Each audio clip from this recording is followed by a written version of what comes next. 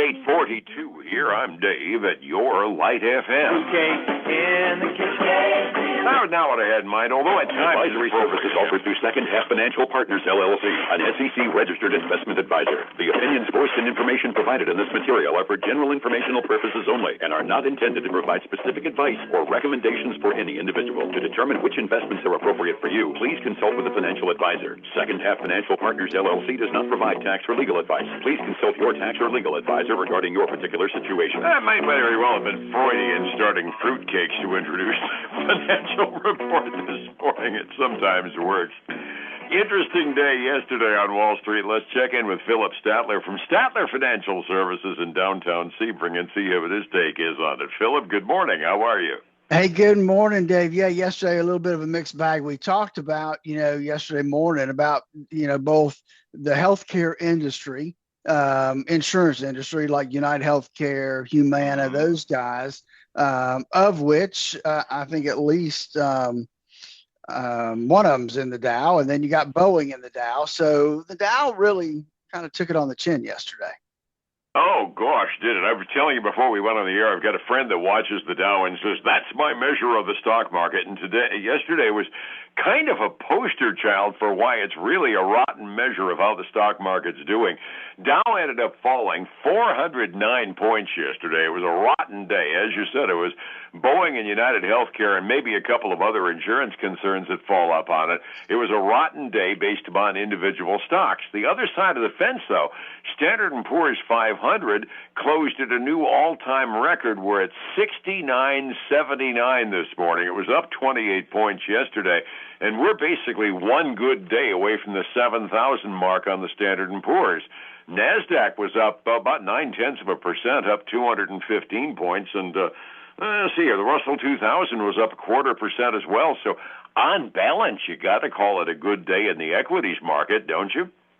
You do, and that's why, you shouldn't really use the Dow as a measuring stick. It's 30 stocks, and they're all pretty much large cap stocks, where at least the S&P 500, you got 500 stocks. The Russell 2000, you got 2,000 stocks. The Russell 2000 really does give you a more breadth to determine what's happening in the marketplace. And something you and I have been talking about for a long time, the Russell 2000 is really about the only index left that isn't overweighted on tech. I haven't seen the numbers recently, but a few months ago, 60% of the capitalization of the Standard & Poor's 500 was tech-related stocks as well. So if you want to find out what the broader market is due, the Russell 2000, it does measure primarily growth stocks because they're small caps, but at the very least, it isn't dominated by tech stocks like the other ones are. That's right. So it does give you a little bit more rounded picture of what's going on. So, you really and truly, you have to look at everything in proportion of where it's at to determine, to measure against yourself. And really and truly, if you're retired, measuring against the S&P 500 is really the wrong measurement, because you shouldn't be at that risk level, right? At this point in your retirement life, we shouldn't be gauging against the S&P 500, because that's not the amount of risk a retiree should be taking right now. And that's a very valid point as well to be made. Although, if you're following the S&P, it was a darn good day in the process. Incredibly eventful day today going on, even before we get to the reports. Word out late breaking this morning. We don't have the details on it, but the offices of Deutsche Bank, the great big international bank, got raided over a money laundering investigation. If I'm a big bank president, about the last thing I want to hear is that I got raided by the government looking at money laundering charges. That's got to be a bad day in their executive suite, don't you think? I would think so. And when you start talking about money laundering and the banking system, those two things together are just not good news for any company. Yeah, those two phrases you really don't like to hear in the same sentence, banking and money laundering. It just doesn't mix real well. A bunch of layoff announcements. Amazon, number one, made the decision that they're going to close their Fresh and Go stores. Those are those automated stores they had where you basically just walk out with your phone and it automatically charges you. Evidently didn't work quite as well, so they can convert them all into Whole Foods. In the process, they're going to can 16,000 of their executive staff employees. This is the white-collar workforce at Amazon, and a lot of it is in their cloud computing area, which kind of makes me wonder if AI is taking over at Amazon, too. It definitely looks that way, Dale. I mean, that's a lot, right? 16,000 corporate employees. That's that's a big number to be looking at. Absolutely. Just while we're on the same subject as far as unemployment is concerned, UPS announced that they're looking to cut up to 30,000 jobs this year. And, okay, fine, a lot of their stuff, because it's a logistics company, is done by computer, but I mean, you can't do business as UPS without a running ton of drivers. I don't know which section they're planning on cutting, but 30,000 jobs is a lot of people. That is a lot of people. I was looking at Amazon. I was trying to figure out what percentage of their workforce that was, but I don't see it anywhere in any of the reports I'm looking at. So, yeah. It's an intriguing mess as it goes. Internationally, we've got a whole bunch of countries. The Canadian Prime Minister yesterday said that he was looking to make separate deals across the ponds with different companies or with different countries, looking in order to get along without the United States. If we were going to be jerks about it, he was going to get along without us. Now, India and the European Union have supposedly secured the, quote, mother of all deals after decades of negotiations and now of a free trade deal between the European Union and India. We've got a bunch of our trading partners around the world that are saying, fine, if you're going to be unpredictable, we'll see if we can't get along without you. That's not good news in the midterm for us. No, it's not. And the question is really, do they really think they can get along without us? I mean, that is yet to be seen, right? Yeah, we are still the 500-pound gorilla on the international trade market. Just if they can reduce us down to a 450-pound gorilla, it's not good news for us by any measure. Earnings season is continuing in advance of that 2 p.m. number that we've got this morning from the Federal Open Market Committee. Nobody expects them to reduce interest rates today, but it's going to be interesting to see whether Powell says there was any disagreement whatsoever when he stands up for his 2:30 press conference. We got three new members on the committee with votes as far as interest rate adjustments go, and it could be kind of an interesting reaction to what Powell says, in addition to the fact that this is going to be the first time he's going to be in public talking about the Justice Department going in and trying to raid the books and look for criminal charges as far as their office remodeling. It's going to be an eventful press conference, I suspect. Yeah, it is. I mean, especially, with a new board, it's going to be interesting if they really talk about future, right? What was the vote? What does it look like down the road? Do they anticipate lowering interest rates anytime in the next 6 months? Those are going to be the things I think people are going to be looking for today. Absolutely. You had a tip sheet prediction that we were looking at 2 interest cuts maximum this year that you mentioned yesterday. The fourth quarter meetings in the Fed indicated the probability of only 1. So when you start talking about 2 interest rate cuts in a full year, and that being the optimistic projection, it's going to put a lot of ears on Powell's press conference today. And what's going to happen after May?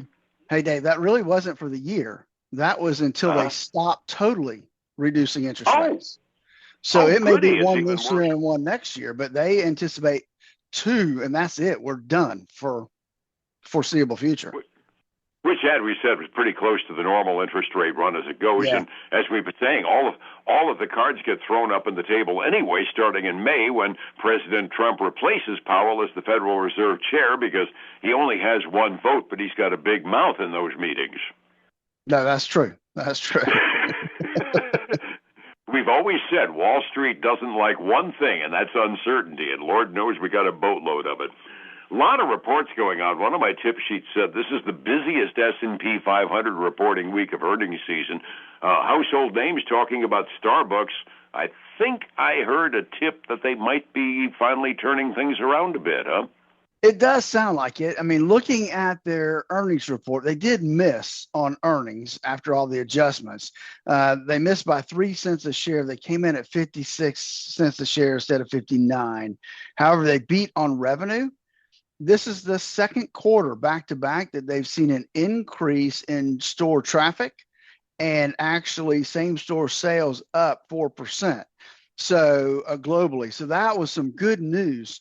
Brian Nicole, who is the CEO, and came in with this whole new strategy to kind of change and restructure. Starbucks seems to be working. Like I said, it's been 2 years since Starbucks has really seen any kind of increase in store traffic. And that's kind of good news for Starbucks. It's got them up a little over 7% this morning. They've been in addition to their pricing and their product, they've been making all kinds of procedural differences too, like saying, no, you can't just come in and use the Wi-Fi. You got to buy something in order to do that. And keeping the street people out of the restrooms makes them a little bit more welcoming to the general public. Some of the operational changes might very well be helping their store traffic. Well, yeah, I mean, those type of things really help. And obviously, the more customer friendly they are for their customers, the better off they're going to be. Absolutely. And the emphasis on the word customers counts for a lot because it kind of became a quickie place to sign on with your laptop and answer an email or two. Oh, I got to buy something? Well, I'll find someplace else. It's interesting. Yeah, what else have we got on the earnings front? So the other one I have is Texas Instruments, the chip maker. They had a better than expected guidance for this next quarter, for their first quarter, and that's helping them this morning as they get going. They did miss their fourth quarter estimates, both on earnings and revenue, but that indication of better than expected for the first quarter has them up 6.5% this morning. I did hear that their end-of-year prediction got upgraded by a couple of the analysts as well, so it's generally good news for TI. Yeah, it is. Now, an old name, used to hear it a lot, Seagate Technology, remember the hard drive maker? Oh, yeah. So they came out and they beat on earnings. And so they've had they said that their stock prices really soared like 30% this last month. So I would expect maybe some downward movement, but no, we're getting another, a little over 8.5% jump in Seagate this morning.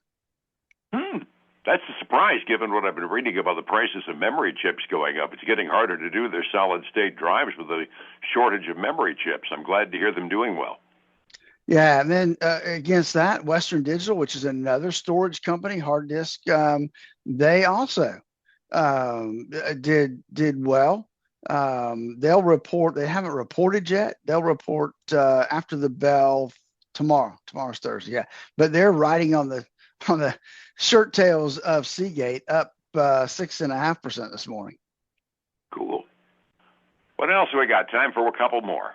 All right, so we've got, I don't have any details on this one, but I got AT&T, fourth quarter results, better than expected, approved the repurchase of an additional $10 billion of common stock. Can't hurt the price at all. They're up about 1.5% this morning. We'll take it happily.